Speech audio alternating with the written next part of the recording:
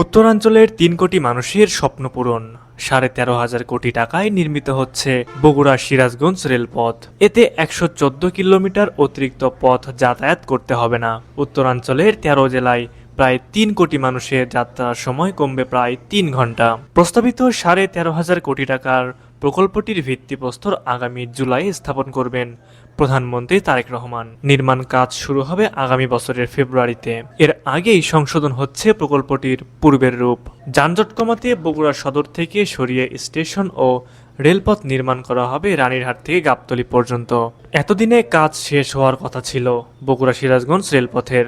BNP সরকার ক্ষমতায় আসার পর নতুন করে গতি পেয়েছে উত্তরাঞ্চলের রেল যাত্রীদের দীর্ঘদিনের কাঙ্ক্ষিত প্রকল্পটি। এরই মধ্যে ভূমি অধিগ্রহণের চুক্তি সম্পন্ন হয়েছে। সিরাজগঞ্জ থেকে বগুড়া রেলপথটি হবে ৭৬ কিলোমিটার। এতে উত্তরাঞ্চলে ১৩ জেলার রেল যাত্রীদের পথ কমবে প্রায় ১১২ থেকে ১১৪ কিলোমিটার। যাত্রার সময়ও কমবে প্রায় ৩ থেকে ৩.৫ ঘন্টা।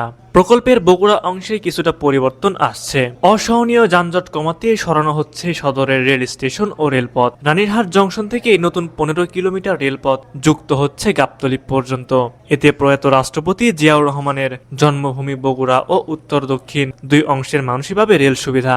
সংশোধিত নতুন রুটের কারণে প্রকল্পটির ব্যয় বাড়ছে ১২,০০০ কোটি টাকা থেকে বেড়ে হচ্ছে প্রায় ১৩,৫০০ কোটি টাকা। তবে যানজট বিবেচনা করে সংশোধিত প্রকল্পকে ইতিবাচক হিসেবে দেখছে বগুড়াবাসী। প্রস্তাবিত প্রকল্পটির মেয়াদ ২০৩১ সালের জুলাই পর্যন্ত নির্ধারিত হয়েছে।